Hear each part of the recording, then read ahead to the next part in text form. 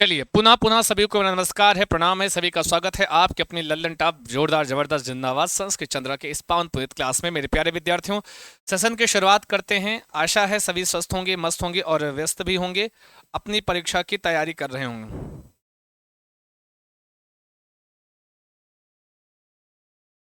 एक minute comment करके बताएंगे कि हाँ ओके चल रहा है ना क्लास जी। Okay done. चलिए आवाज वगैरह सब क्लियर है तो चलते हैं स्वर। बताएं आवाज वगैरह क्लियर है, एक बार कमेंट करके बताओ तो भाई सभी लोग सेशन की शुरुआत कर देते हैं। ये तो नंबर है, आप सब जाने किसी प्रकार का आपको भी समस्या हो रही है तो इस नंबर पे व्हाट्सएप कर सकते हैं अगर किसी प्रकार की समस्या है। ठीक है। और ये टेलीग्राम चैनल है ये वाला, इस पे सारी यूट्यूब की पीडीएफ इसी पर मिल जाएगी, सारी यूट्यूब की पीडीएफ इसी पर संस्कृत चंद्र के टेलीग्राम पर। ठीक है।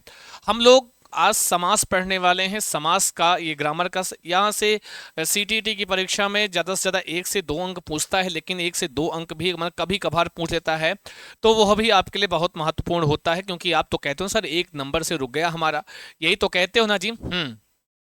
चलो जी, बहुत स्वागत है सभी का, स्वागत वंदन अभिनंदन। समझ गए ना जी। तो समास, समास शब्द का अर्थ है संक्षेप करना, संक्षेपीकरण करना। ठीक है, संक्षिप्तीकरणम। ठीक है, समझ गए ना जी। समसनम समासा संस्कृत में कहा जाता है जी, समसनम समासः। क्या बोला जाता है बेटा? समसनम समासः कहा जाता है। ठीक है, समधन असनम, अच्छी तरीके से जब दो पद एक साथ, असनम मतलब बैठ जाएं एक दूसरे के पास, तो वो क्या कहलाता है? समास कहलाता है या सामासिक पद कहलाता है। बात समझ गए ना बंधु। आगे आते हैं। जब दो या दो से अधिक पद, यहां पर संधि में क्या होता है? संधि में वर्ण मिलते हैं। संधि में क्या मिलता है बेटा? वर्ण मिलते हैं आपस में। समास में क्या होता है? समास में पद मिलते हैं। ध्यान देना इतना हमेशा कि जो संधि होता है वह वर्णों में होती है, और जो समास होता है वह किस में होता है? आपके पदों में होता है। ठीक है। नमस्कार, हर हर महादेव शंभो, स्वागतम सर्वेशाम कृते। चलते रहो, बढ़ते रहो, पढ़ते रहो। ठीक है। और उनके बीच की विभक्तियां लुप्त हो जाती हैं तो इस प्रक्रिया को समास कहते हैं। जैसे लिखा हुआ है राजपुत्र, ये राजपुत्र क्या है? एक सामासिक पद है। राज एक पद है, पुरुष एक पद है, दोनों पद आपस में मिल गया है तो ये सामासिक पद हो गया है या समास पद हो गया। विग्रह राज्ञः पुरुषः, ये विग्रह है इसका। राज्ञः में कौन सी विभक्ति लगी है? षष्ठी लगी है। राज्ञः विभक्ति हटाया, आपस में जोड़ दिया तो क्या बन गया? राजपुरुषा। तो हम जब दो पदों की प्रथम पद की विभक्ति का लोप करके आपस में जोड़ के लिख देते हैं तो वही आपका क्या होता है? वही आपका बेटा समास होता है। समझ गए? राजा का पुरुष, षष्ठी विभक्ति। ठीक है। समास युक्त शब्द को सामासिक पद या समस्त पद या समस्त, या इसी को हम समस्त पद कहते हैं, सामासिक पद कहते हैं, अथवा इसको हम समस्त पद के नाम से जानते हैं। सामासिक पद को अलग करने की क्रिया को, अब जब हम वो जो समास, जैसे राजपुरुषा क्या है? सामासिक पद है, इनको अलग करने की क्रिया को समास विग्रह कहते हैं। जब ये हम दोनों पदों को अलग अलग कर देते हैं तो इस प्रक्रिया को हम समास विग्रह कहते हैं। ठीक है। जैसे राज्ञः पुरुषः, ये क्या है? समास विग्रह है। राजपुरुषः ये क्या है? यह आपका बोलो क्या है? यह सामासिक पद हुआ करता है। जी सभी को नमस्ते, नमस्कार, स्वागतम सर्वेशाम कृते, मम कक्षायाम सभी का बहुत बहुत स्वागत, वंदन, अभिनंदन। ठीक है। सबसे पहले अव्ययी भाव समास की चर्चा करते हैं, बहुत डिटेल ना जाकर, चूंकि 1 से 2 नंबर में आपकी परीक्षा में यह पूछ लेता है, तो हम लोग बहुत डिटेल में ना जाकर के अव्ययी भाव समास की जब बात करते हैं, अव्ययी भाव समास में पहला पद प्रधान होता है। पूर्व पद प्रधानो अव्ययी भावः। इसके लिए एक सूत्र आता है, सूत्र यहां लिख देते हैं हम, सूत्र यहां इधर लिख देते हैं ना जी, इधर सूत्र है। प्रथम पदार्थ प्रधानो अव्ययी भावः, अव्ययी भावः। प्रथम पदार्थ प्रधानो अव्ययी भावः कहता है प्रथम पद के अर्थ की प्रधानता। हमेशा पद दो होते हैं, बात समझ, दो पदों का आपसी मेल होता है ना, तो उसमें कह रहे हैं जब प्रथम पदार्थ प्रधानो अव्ययी भावः, जहां पर प्रथम पद के अर्थ की प्रधानता होती है, मतलब पूर्व पद, प्रथम पद के दो पद, जो बाद वाला पद है वह उत्तर पद, पहला वाला पद प्रथम पद कहलाता है। और आप प्रथम पद के अर्थ की जब प्रधानता हो तो अव्ययी भाव हो। और होता है पहला पद अधिकतर उपसर्ग होता है या अव्यय होता है। याद रखना, इसकी सबसे बड़ी पहचान है कि जो प्रथम पद होगा वह प्रथम पद हमेशा, ठीक है, प्रथम पद अव्यय होगा या फिर उपसर्ग होगा, या फिर कोई ना कोई एक उपसर्ग होगा, इतना ध्यान रखना। पहले पद में अव्यय या उपसर्ग दिख जाएगा, समास कौन सा बताना तुमको जी, वहां पर अव्ययी भाव समास बता देना है, पहचान होती है। जैसे लिखा हुआ यथा शक्ति, अब इसमें दो पद हैं, यथा और शक्ति। क्या है, यथा शब्द है और शक्ति शब्द है। तो यहां पर आप देखोगे यथा शब्द कैसा है, पूर्व पद है, और यह यथा शब्द एक अव्यय पद है, ठीक है। अव्यय हमने शायद पढ़ाया है आपको, नहीं होगा तो फिर से डिटेल कर देंगे, वो वीडियो आपको इसी संस्कृत वाले फोल्डर में मिल जाएगी, ठीक है। यथा शक्ति, पूर्व पद यथा है और आपने देखा पहला पद अव्यय हो गया, तो पूछे यथा शक्ति में कौन सा समास, तो अव्ययी भाव समास। शक्तिम अनतिक्रम्य, इसका जो विग्रह होता है वो क्या होता है, शक्तिम अनतिक्रम्य। क्या होता है, अब पॉसिबल हो तो आप लोग चैट बॉक्स में भी लिखकर भेजें, पॉसिबल हो तो आप लोग चैट बॉक्स में लिखकर भेज सकते हैं आप, कोई दिक्कत की बात नहीं है, आप चाहें तो लिख के भेज सकते हैं। क्या लिखा जी, शक्तिम अनतिक्रम्य, क्या लिखा है, शक्तिम अनतिक्रम्य, ठीक है। उपग्रामम, क्या लिखा है, थोड़ा सा टाइपिंग मिस्टेक जरूर होगा हमें लग रहा है, उपग्रामम। उपग्रामम पूर्व पद क्या है, उपग्रामम उत्तर पद है। अब पूर्व पद कहा अव्यय हो या उपसर्ग हो, उप क्या है, एक आपका उपसर्ग होता है। पूछेगा उपग्रामम में कौन सा समास है, क्या बताओगे जी, उप शब्द देखा तुरंत बता दिया, ग्रामस्य समीप, उप का अर्थ होता है समीप, उप शब्द समीप अर्थ में आता है ना, तो ग्रामस्य समीपम, इसका विग्रह होता है गांव के समीप, ग्रामस्य समीपम उपग्रामम, ग्रामस्य समीपम उपग्रामम। बात समझ पा रहे हैं ना जी आप लोग, हाँ, बहुत बढ़िया, लिख कर भेजोगे तो बड़ी अच्छी बात है ना जी। और थोड़ा बस जो बता रहा हूँ तरीका, कि भाई शुरुआत में अव्यय दिख जाए या उपसर्ग दिख जाए, पहले पद में तुरंत अव्यय भाव समास मार के चले आना जी। अनुरूपम, अनु देखा अनुरूपम, तो अनु शब्द क्या है, उपसर्ग है, तो तुरंत पूछे अनुरूपम में समास कौन सा, अव्ययी भाव। और यहाँ अनु शब्द योग्य अर्थ में आता है, अनुरूपस्य योग्यम, इसका विग्रह क्या होता है, रूपस्य योग्यम। वैसे तो आपकी परीक्षा में अगर देगा भी तो कैसे देगा, सीधे समास का नाम पूछ लेगा कि इसमें समास का नाम बताइए आप लोग, ठीक है ना जी। अनुरूपम रूपस्य योग्यम, आई बात गई समझ में मेरे प्यारे प्यारे विद्यार्थियों। आगे चलें, आगे बढ़ें। सुधान्यम, सुपसर्ग है, धान्यस्य समृद्धि ही, धान्यस्य जी, सुधान्यम धान्य शब्द होता है, सुधान्यम धान्यस्य समृद्धि ही। निर्मक्षिकम, तो यहाँ निर उपसर्ग है, शुरुआत में देखो क्या लिखा, निर, प्रपरा 22 उपसर्ग होता है, उसमें से निर एक उपसर्ग है, यहाँ पर प्रयोग हुआ है निर मक्षिकम, तो इसको पढ़ते हैं मक्षिकाणाम अभावः। क्या पढ़ते हैं हम लोग, मक्षिकाणाम अभावः पढ़ते हैं, है ना जी, क्या पढ़ते हैं इसको, मक्षिकाणाम अभावः, ठीक है ना, बात को समझ गए मेरे प्यारे प्यारे विद्यार्थियों।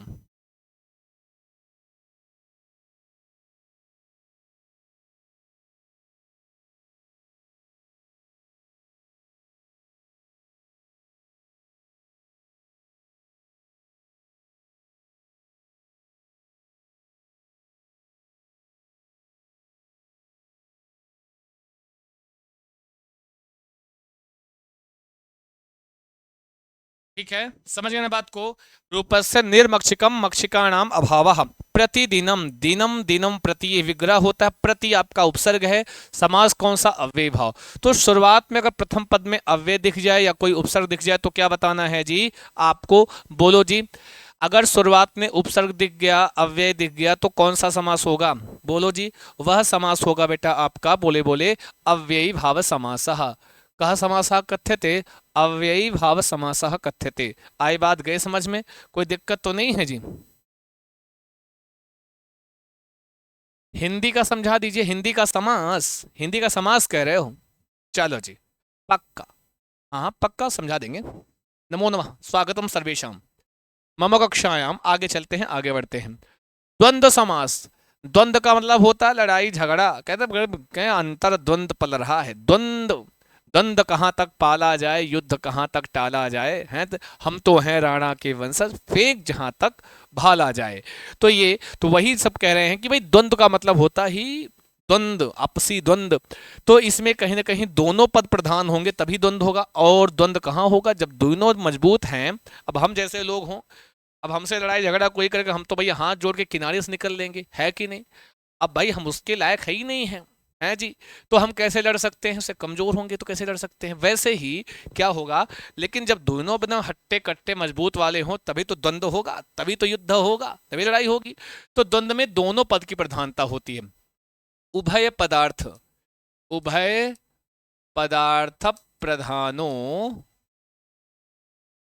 प्रधानो द्वंद्वः, क्या होगा? द्वंद्वः, ठीक है। उभय पदार्थ प्रधानो द्वंद्वः, जहां पर उभय मतलब दोनों पद के, मतलब पूर्व पद और उत्तर पद दोनों प्रधान हो, वहां पे द्वंद्व होता है। समझ गए ना बात? कोई दिक्कत नहीं होनी चाहिए। चलते रहो, बढ़ते रहो, पढ़ते रहो। बहुत कम छात्र आते हो जी तुम लोग जी पढ़ने।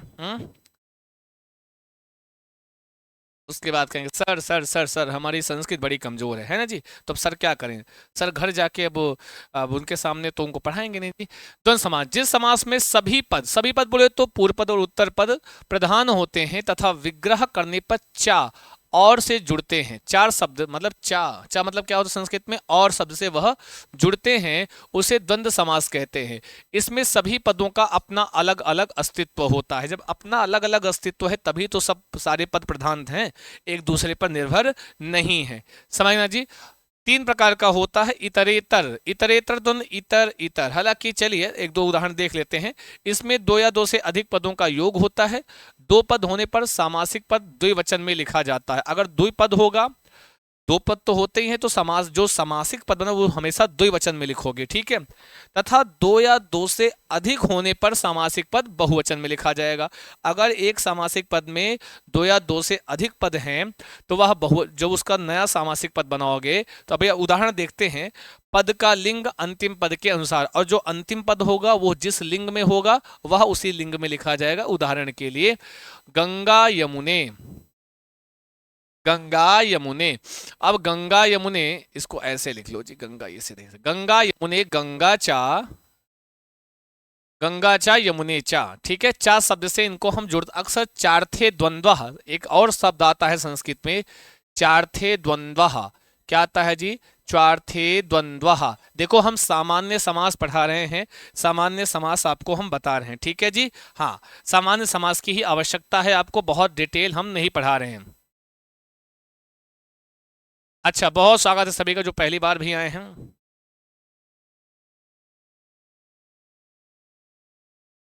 ओके,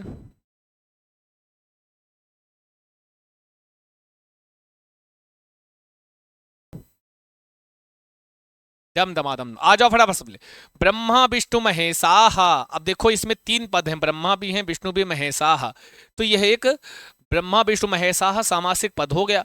अब ये बहुवचन में है क्योंकि इसमें तीन है ना, ब्रह्मा च विष्णुश्च महेशश्च। अब इसे में और कोई होता तो उसका भी चा लगा के नाम लिख देते, ठीक है।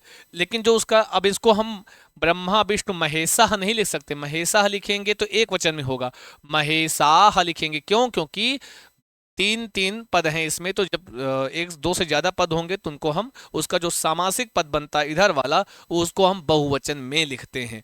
किस में लिखते हैं जी? बहुवचन में उसको हम लिखते हैं। पार्वती परमेश्वरो, पार्वती और परमेश्वर दो हैं, दो वचन में है। अब इसको हम एक साथ पार्वती परमेश्वरो लिखते हैं, पार्वती चा परमेश्वर चा। पार्वती और दो हैं तो द्विवचन, पार्वती परमेश्वरो। शिवश्च रामश्च, देखो शिव रामो, क्यों? शिव एक है राम एक है, दो पद हैं तो द्विवचन शिव रामो लिखा गया, ठीक है। शिव रामो लिखा गया। समझ में आई ना बात?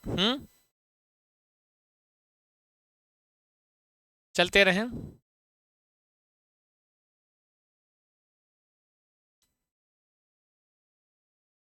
आगे चलते हैं, ठीक है। शिवश्च रामश्च, क्यों यहाँ शिव रामो लिखा गया? क्यों? शिव और राम दो हैं, ठीक है। शिव रामो बालकौ कृष्णो। समाहार द्वंद्व, समाहार द्वंद्व क्या होता है? समाहार मतलब समूह। समाहार का क्या तात्पर्य है जी? समूह होता है। जिस द्वंद्व समास में किसी विशेष समूह, किसका जी? ध्यान देना, किसी विशेष समूह का ज्ञान हो, ठीक है, विशेष समूह का ज्ञान हो, उसे समाहार द्वंद्व कहते हैं। इसमें संपूर्ण या समस्त पद नपुंसक लिंग एक वचन में लिखा जाता है, ठीक है। इसमें क्या होता है बेटा, जो जो समस्त पद बनता है, समस्त पद का मतलब क्या हुआ, सामासिक पद जो बनता है वह नपुंसक लिंग एक वचन में लिखा जाता है। इसके अंतर्गत प्राणियों के अंग क्या क्या आता है इस समूह में, समाहार प्राणियों के अंग, वाद्य यंत्रों के प्रकार, सेना के अंग, स्वाभाविक बैर वाले प्राणी, परस्पर विरोधी वाली निर्जीव वस्तुएं, ये सारी चीजें समाहार द्वंद्व के उदाहरण हुआ करती हैं। ये सारे क्या क्या देख लो जी, कि भाई वाद्य यंत्र हो गए, प्राणियों के अंग हो गए, और सेना के अंग हो गए, स्वाभाविक जो जिन ऐसे दो ऐसे जो ऐसे प्राणी जो आपस में स्वाभाविक रूप से क्या है, वो विरोधी होते हैं ना, बैर होता है आपस में, परस्पर विरोधी वाली निर्जीव वस्तुएं, तो ये सारी के एग्जाम्पल देखते हैं। हाँ, शरीर के अंग जैसे हस्तपादम, हस्तौच पादौचा, हाथ और पैर शरीर के अंग हो गया। वाद्यंत भेरी पटहम, भेरी चा पटहम चा, भेरी और पटह जो है एक प्रकार की वाद्य यंत्र हैं। रणभे आ, क्या रणभेरी है, युद्ध में रणभेरी बजती है, रणभेरी जो वो आवाज नहीं निकलती जी, वही भेरी। ठीक है जी, कह रहा है कोई पूछ रहा, आइए। सेना के अंग जैसे हो गया रथास्वम, रथः च अश्वः च, रथ जो रथी हैं, जो रथ से जा रहे हैं, जो घोड़े से जा रहे हैं, रथः च अश्वः च, रथाश्वम सेना के अंग होते हैं। अहि नकुलम, अहिश्च नकुलश्च, अहि मतलब होता है सांप, कहते हैं ना जी, जो स्वाभाविक रूप से बैर रखते हो, ऐसे प्राणी को भी समाहार द्वंद्व में रखते हैं हम। ठीक है, और है ना जी, ऐसे प्राणी जो स्वाभाविक बैर होता है। अभी कोई पूरा जी पति पत्नी, पति पत्नी देखो ये भी हो सकते हैं बेटा समाहार द्वंद्व, है ना जी। स्वाभाविक बैर तो इनको इनमें भी होता है, समझ रहे हैं कि नहीं बात को हमारे। हाँ, पति और पत्नी सबसे बड़ा ज्वलंत उदाहरण है, लेकिन मानते नहीं, ये व्याकरण वाले इसको लिखे नहीं है हो सकता है उसमें बैर ना करते हो, जो व्याकरणिक होते हैं तो वो बैर ना करते रहे हो, नहीं तो सबसे बड़ा ज्वलंत उदाहरण यही हो सकता है, अहि नकुलम है। तो अहिश्च नकुलश्च, सांप और नेवला, तो ये दोनों वही होते हैं जी। ये दोनों भी वही होते हैं जी। अच्छा जी, चलिए, स्वागतम स्वागतम।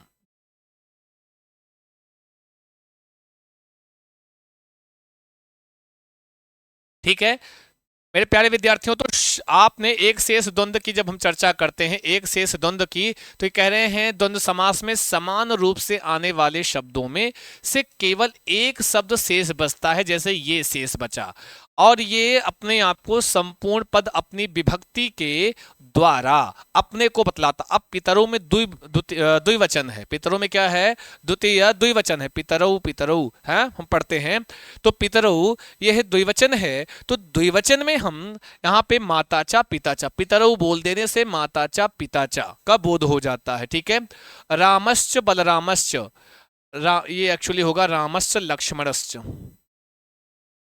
लक्ष्मणश्च, क्योंकि बलराम कृष्ण के साथ आएंगे। रामश्च बलरामश्च, यहां हम रामो लिख देंगे तो राम और लक्ष्मण दोनों का बोध हो जाता है। ठीक है जी, राम और, ठीक है, हाँ, ओके, राम और लक्ष्मण दोनों का बोध होता है। स्वसुरऊ, इनको तो जानते ही हैं, स्वसुरऊ, स्वश्रुचा स्वसुरः चा, सासू माँ और आपके ससुर जी। देखो, स्वसुरो बोल दो अगर कहीं पर, स्व संस्कृत में क्या होता है, स्वसुरऊ, औ की मात्रा द्विवचन का ये रूप है, स्वसुरः स्वसुरऊ, तो द्विवचन है, तो यहाँ सासू भी आ जाएंगी इसी शब्द में। अब ससुरु मतलब सासू माँ और ससुरा मतलब ससुर जी, इनको दोनों को एक शेष बच गया, ससुरो बोल देते हैं, एक शेष, एक शब्द शेष बचता है, इसलिए एक शेष दोनों कहते हैं। ठीक है जी, कोनो दिक्कत कोनो परेशानी सब देखेंगी राधा रानी। चलते रहो, बढ़ते रहो, पढ़ते रहो। जितने छात्र चले गए हैं ना, हम इनको अगली क्लास में, जरा एक बार अपना हाथ उठा के हैंड्स अप करके बताओ कि कौन कौन है। जितने गए हैं ना, अगली क्लास में बताते हैं इनको हम, अगली क्लास में इनको हम बताते हैं जी।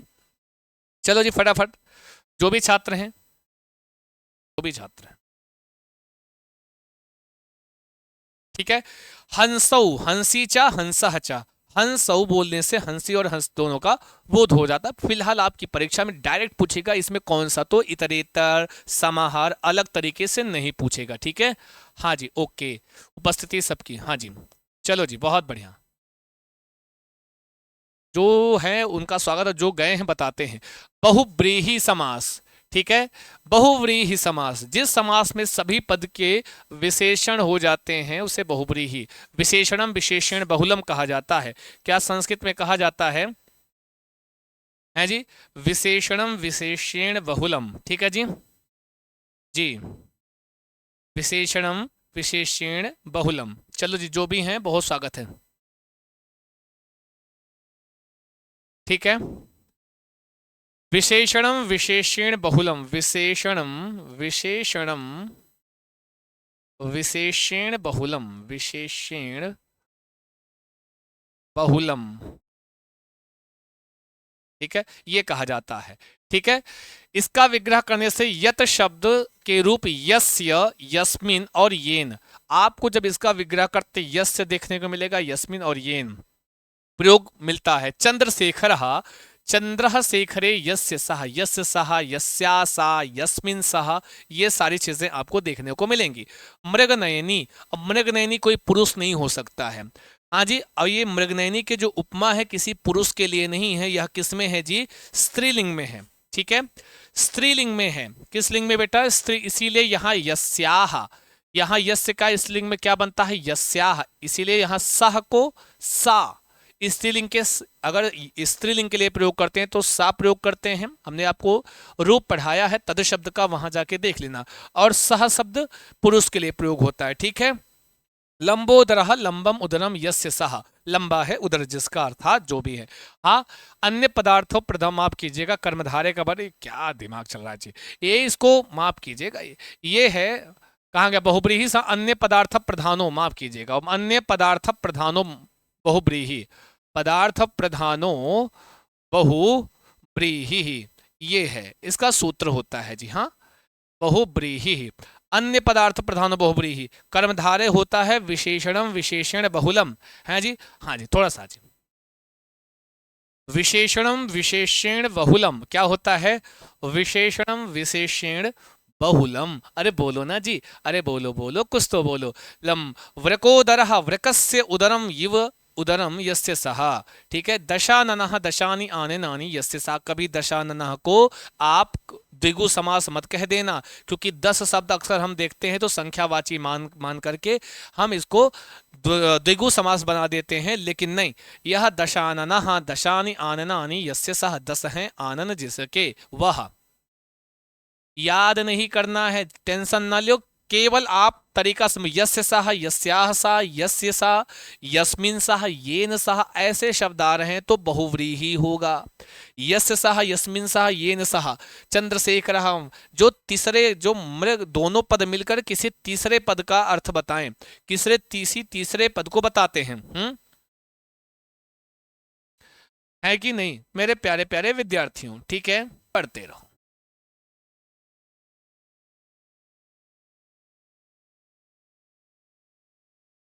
आइए, ठीक है, बहुव्रीहि हो गया, आगे आ जाओ। द्विगु समास, जिस कर्मधारे, ये कर्मधारे का ही भेद होता है, कर्मधारे का भेद द्विगु, द्विगु का भेद है कर्मधारे का भेद ही द्विगु समास होता है। विशेषणम विशेषण बहुलम, ये क्योंकि कर्मधारय कहता है विशेषणम मतलब पूर्वपद विशेषण, और कैसा विशेषण? अगर पूर्वपद संख्यावाची विशेषण है तब वह द्विगु समास होता है। संख्यावाची हो तो उसे द्विगु समास कहते हैं। पूर्व संख्यावाची द्विगु, इसके लिए क्या कहा जाता है? संख्यावाची द्विगु, संख्यावाची द्विगु, संख्यावाची द्विगु, इसके लिए प्रयोग होता है। ठीक, पूर्वपद संख्यावाची, जैसे त्रिलोकी, त्रयाणाम लोकानाम, इसमें समाहारः समाहारः समाहारः समाहारः आता है। त्रयाणाम लोकानाम समाहारा, 3 लोकों का समूह। त्रि शब्द आया है, शब्द आया है, शब्द आया है बेटा, त्रि मतलब 3, तो त्रयाणाम लोकानाम समाहारा। शताब्दी, शतानाम अब्दानाम समाहारः, शताब्दी शतानाम अब्दानाम समाहारः, है ना जी। त्रिभुवनम, त्रयाणाम भुवनानाम समाहारा, त्रयाणाम देखो, त्रिशत, पंच, पंच, सप्त, सप्त, ये पूर्वपद संख्यावाची विशेषण हैं। पंचवटी, पंचानाम वटानाम समाहारः, पंचपात्रम, पंचानाम पात्राणाम समाहारः। सप्तशती, सप्तानाम सतानाम सप्ताह, सप्ताह शब्द होता है सप्ताह नाम अन्हा नाम, अन्ह शब्द होता है, अन्ह का मतलब होता है दिन, सप्त नाम अन्हाम समाहारः, इस तरीके से आपको हर जगह ये मिल जाएगा।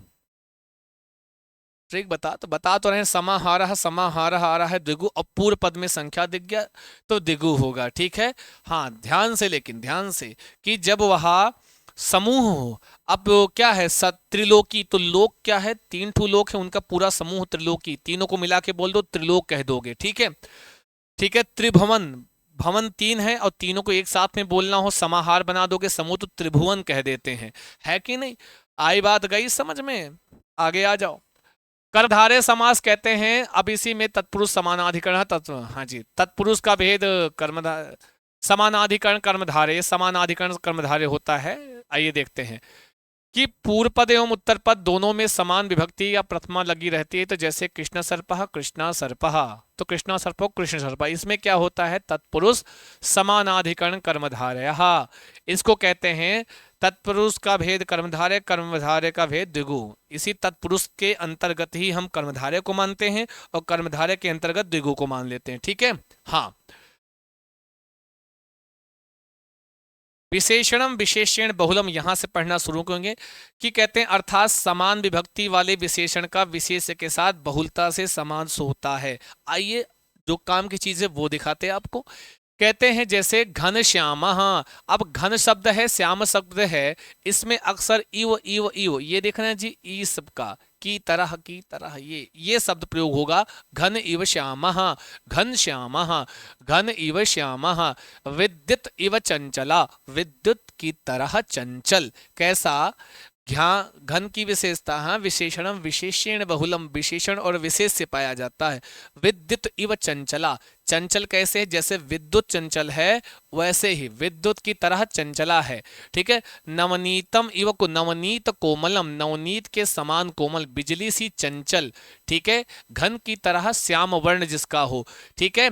नवनीत मतलब होता है जी मक्खन के तरह कोमल, क्या बात है, नवनीतम कितना कोमल होता है ना जी, कभी ताजा ताजा मक्खन देखा निकलता हुआ आपने, ठीक है। नवनीत इव कोमलम, चंद्र इव उज्ज्वल, चंद्रोज्वल, चंद्र इव उज्ज्वल, चंद्रोज्वल कहते हैं, ठीक है। चंद्र इव मुखम, चंद्र मुखम, ठीक है। चंद्रोज्वल, चंद्र उज्ज्वल, देखो चंद्र उज्ज्वल समान विभक्ति, नवनीतम कोमलम समान विभक्ति, चंद्र मुखम समान विभक्ति, ठीक है। तो ये हो गया आपका कर्मधार है, ठीक है बेटा। अब बात करते हैं अगर तत्पुरुष की, देखो तत्पुरुष की बात हम जब शुरू करेंगे, किसकी, तत्पुरुष की, तो सबसे आसान होता है, ये विभक्तियों वाला समास है, ठीक है। पूर्व पद में विभक्ति दिख जाएगी, ठीक है। सबसे बड़ी पहचान, पूर्व पद में विभक्ति का प्रयोग दिख जाएगा, विभक्ति का प्रयोग, पूर्व पद में विभक्ति का प्रयोग दिख जाता है तो वह तत्पुरुष समास होता है, ठीक है, तत्पुरुष समास होता है। और दूसरी चीज ये जान लो, कहते हैं इसका सूत्र क्या होता है, उत्तर, संस्कृत में, हालांकि आपसे पूछेगा नहीं आपकी परीक्षा में, खासकर सीटेट वाली परीक्षा में, उत्तर पदार्थ, उत्तर पदार्थ प्रधानो तत्पुरुष, आपकी सीटीटी की परीक्षा में कभी आपसे ये इतना डीपली नहीं पूछता है, प्रधानो तत्पुरुष, ये सूत्र तो नहीं पूछेगा, हम आपको बता रहे हैं, पढ़ा रहे हैं, इसलिए आपको हम बता दे रहे हैं, क्यों, क्योंकि हम बताएंगे कि यही कहता है कि उत्तर पद के अर्थ की प्रधानता होती है, पूर्व पद प्रधान नहीं होता, उत्तर पद के अर्थ की प्रधानता होती है, ठीक है। उत्तर पद के अर्थ की इसमें प्रधानता होती है, तो वो हमारा तत्पुरुष, दो प्रकार होता है, समानाधिकरण और व्यधिकरण। समानाधिकरण जो तत्पुरुष होता है उसी का भेद कर्मधारय होता है, हम इसमें क्या पढ़ेंगे, व्यधिकरण, तो ये विभक्तियों में होता है, ये क्या होता है, तत्पुरुष विभक्तियों में समास होता है, हाँ विभक्तियों में समास, किसी भी शब्द में विभक्ति दिख गई जी, विभक्तियों में समास होता है, ये किसमें, विभक्तियों में समास होता है। और इसमें क्या होता है, किसी भी पद में अगर विभक्ति दिख गई, किसी भी पद में विभक्ति दिख गई तो समझ लेना कि वहां पर क्या है बेटा, कौन सा समास है, वहां तत्पुरुष समास ही होता है। बहुत आसान है, बहुत कठिन नहीं है, आपको थोड़ा सा बस ध्यान देने की आवश्यकता है, ठीक है। मैंने कहा समानाधिकरण व्यधिकरण, इतना डिवाइडेशन आपको नहीं जानना है। जैसे अगर किसी भी शब्द के अंत में आ गया श्रित, प्राप्त, आरूढ़, गत, अतीत, पतित, गत, प्राप्त, आपन्न, तो ये कहाँ का है? ये तृतीया तत्पुरुष समास लगेगा, मतलब पूर्व पद में विभक्ति लगेगी। कहाँ? पूर्व पद में। विभक्ति, माफ कीजिए, अब द्वितीय विभक्ति का है। विभक्ति का प्रयोग कहाँ करते हैं हम लोग? विभक्ति का प्रयोग हमेशा हम पूर्व पद में करेंगे। देखिए लिखा भयापन्न, अब इसका अर्थ निकाल लो। भय से आपन्न, भय, हाँ, भय को प्राप्त, भय को प्राप्त, आपन्न मतलब प्राप्त होता है। भय को प्राप्त, को चिन्ह का प्रथमाने द्वितीय को, तो द्वितीय, तो भय में द्वितीय भयम, भय का भयम हो गया, आपन्न शब्द लिख दिया। रामाश्रितः, रामाश्रितः, राम के आश्रित, तो यहाँ पर रामम धन, रामम आश्रितः, राम को, राम के आश्रित्य, ठीक है ना जी। यहाँ सुख प्राप्त, सुख को प्राप्त हुआ, सुखम प्राप्त, रामम बालकम सुखम अश्वम स्वर्गम दुखम कूपम ग्रामम जीवनम सुखम, सुखापन्न, सुखम आपन्न, सुख को प्राप्त, जैसे भयापन्न सुखापन्न, तो सुखम को, सुख को प्राप्त हुआ, जीवन प्राप्त, जीवन को जीवनम प्राप्त, जीवन में द्वितीय लगा के जीवनम लिख दिया, ठीक है। जीवन को प्राप्त, गांव को गया, गांव को ग्रामम गतः, गांव को गया। जहां पर विभक्ति दिख जाएगी वहां पे क्या लगाना? तत्पुरुष समास बताना। और कभी भी आपसे ऐसे नहीं पूछता कि ये द्वितीय तत्पुरुष है, तृतीय तत्पुरुष है। सीटीटी की परीक्षा में तो बिल्कुल ही नहीं पूछता, चिंता मत कीजिएगा, ठीक है। तो कूप पतितः, कूपम पतितः, दुखातीतः, दुखम अतीतः, स्वर्ग गतः, तो स्वर्ग में लगाओ ना द्वितीय, स्वर्गम गतः, अश्वारूढ़ः, अश्वम आरूढ़ः। तो इस तरीके से देख रहे हो हर जगह द्वितीय विभक्ति लगी है। राम आश्रितः, भयापन्नः, स्वर्ग गतः, कूप पतितः, कूपम पतितः, ग्रामम गतः, जीवनम प्राप्तः, सुखम आपन्नः। सारे एग्जाम्पल हैं किसके? द्वितीय। ये तत्पुरुष समास के समझिए। अच्छा ठीक है जी, जिनको कल क्लास करने कर लीजिए, कॉपी समस्या नास्ती। आगे चलें, आगे बढ़ें, ठीक है। आगे चलते हैं, आगे देखते हैं तृतीया तत्पुरुष समास। तो पूर्व पद में अगर नहीं, जब आपको किसी क्योंकि उत्तर पद के अर्थ की, तो उत्तर पद में अगर पूर्व आ जाए, सदृश आ जाए, समान आ जाए, अर्थ आ जाए, कलह आ जाए, निपुण आ जाए, मिश्र और सुलक्षण, ये सारे शब्द कहीं उत्तर पद में दिख जाएं। कहाँ दिख जाएं? तो उत्तर पद में,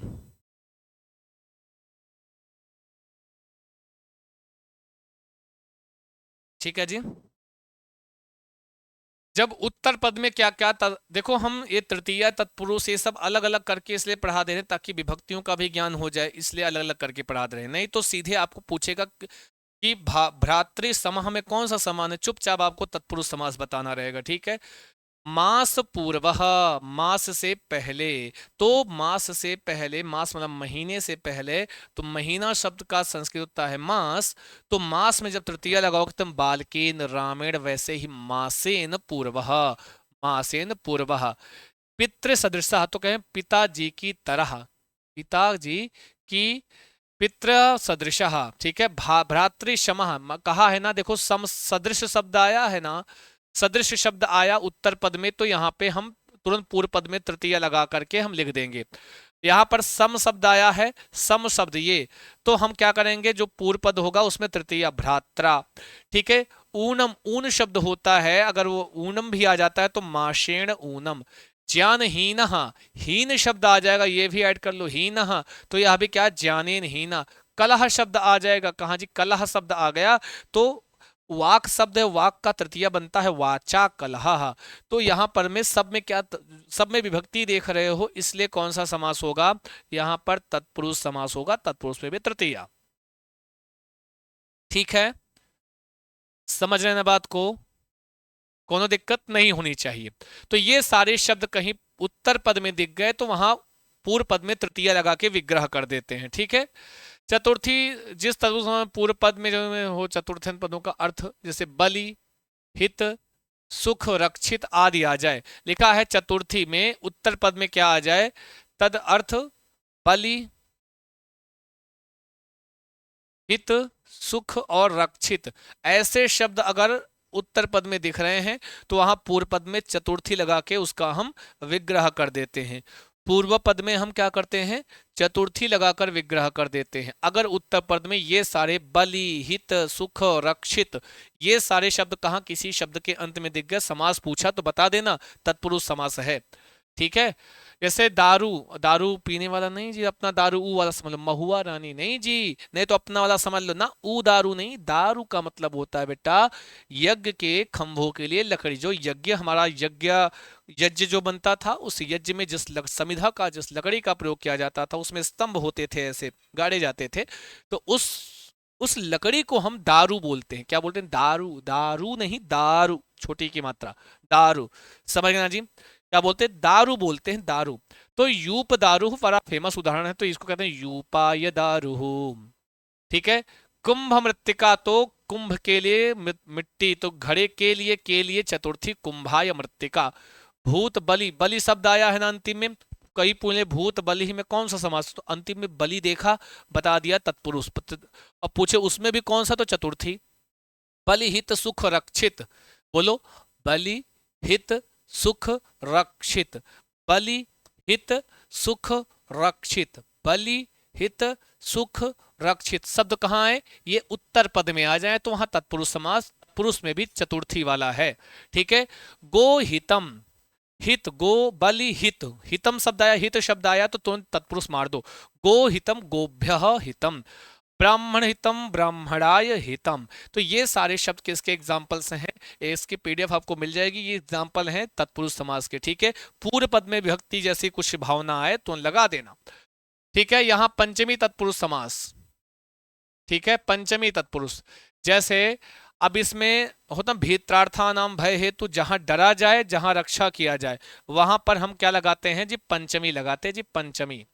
क्या लगाते हैं जी? पंचमी लगाते जी, पंचमी। जो आना जाना लगाए हो ना जी घर में, बताते इन लोगों को जी, जो आप भागे जा रहे हैं क्लास से।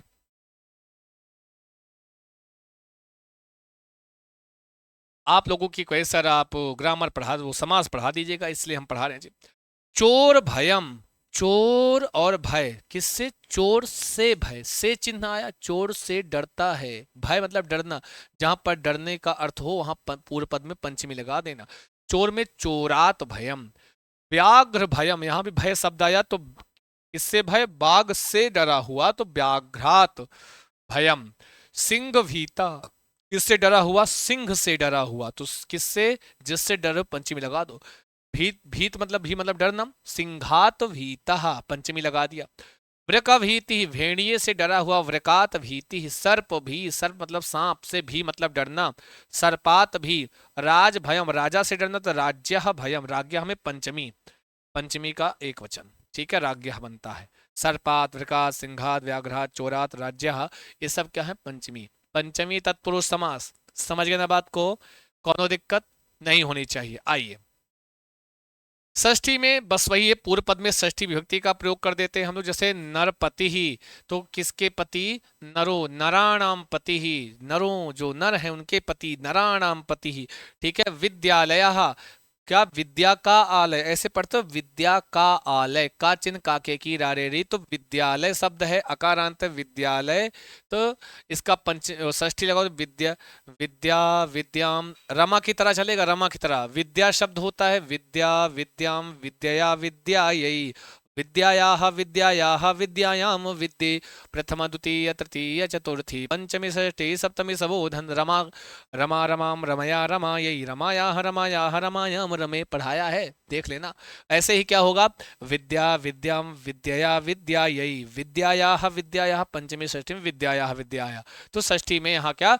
विद्या, विद्यायाः आलयः, विद्या का आलय। राजसेवकः, राज्ञः सेवकः। ठीक है। राजपुरुषः, राज्ञः, राज्ञः शब्द भी पंचमी में और षष्ठी के एक वचन में बनता है, राज्ञः शब्द। ठीक है। राज्ञः, राज्ञः। राजकुमारः, राज्ञः कुमारः। राजपुत्रः, राज्ञः पुत्रः। राजमाता, राज्ञा माता। तो राजा की माँ, राजा का पुत्र, काके की, राजा का कुमार, राजा का पुरुष, राजा का सेवक। ठीक है। इस तरीके से तो यहाँ पर षष्ठी तत्पुरुष समास। आपसे पूछे, सीधे पूछे कौन सा समास, तो तत्पुरुष बताना जी।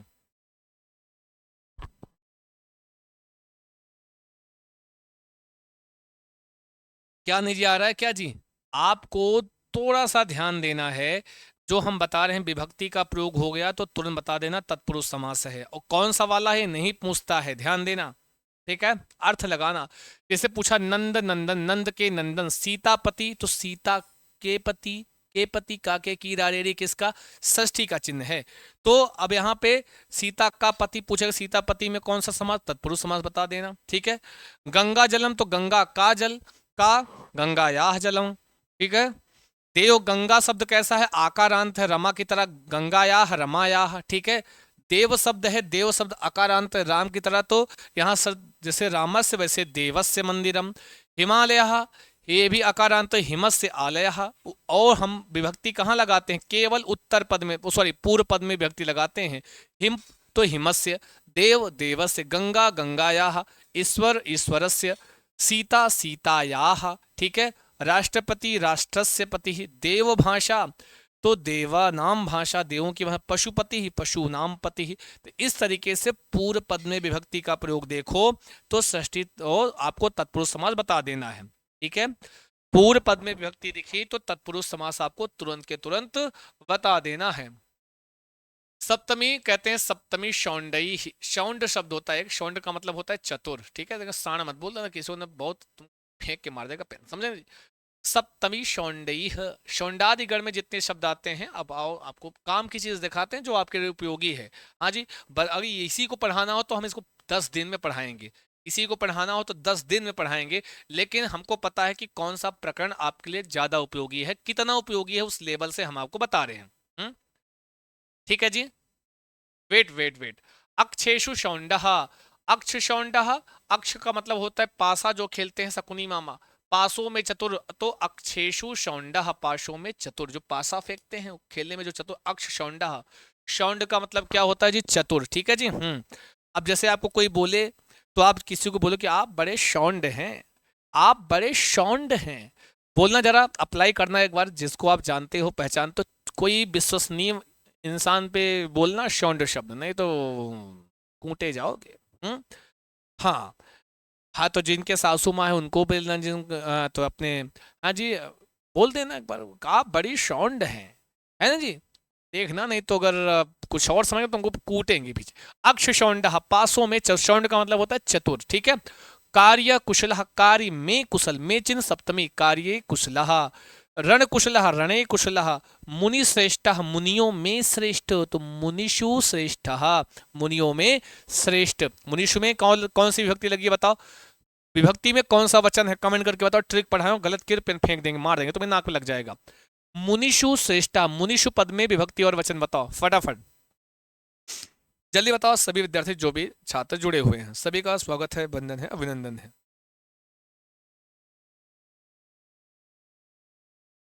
बताओ फटाफट, मुनिषु में विभक्ति और वचन बताओ। पुरुषोत्तम, पुरुषेषु उत्तम, जो पुरुषों में उत्तम है। विभक्ति और वचन बताओ फट, जितने छात्र, मुनिषु शब्द में मुनिषु शब्द आ गया, विभक्ति और वचन पूछ लिया, क्या बताओगे, खटाखट कमेंट करके बताओ सभी लोग। अगर आंसर नहीं करोगे तो फिर अभी बताते हैं हम, जो फटाफट आंसर करो। मुनिषु पदे का विभक्ति किंच वचनम, कौन सी विभक्ति कौन सा वचन है, जल्दी बता दो फटाफट। चैट बॉक्स में एक एक छात्र का आंसर आना चाहिए, ठीक है। तो बस ठीक है, ये हो गया आपका। अभी एक वाच्य का पार्ट बचा, वाच्य भी एक दिन पढ़ा देंगे, वाच्य से कभी कभार पूछ लेता है आपसे, ठीक है। सप्तमी का बहुवचन,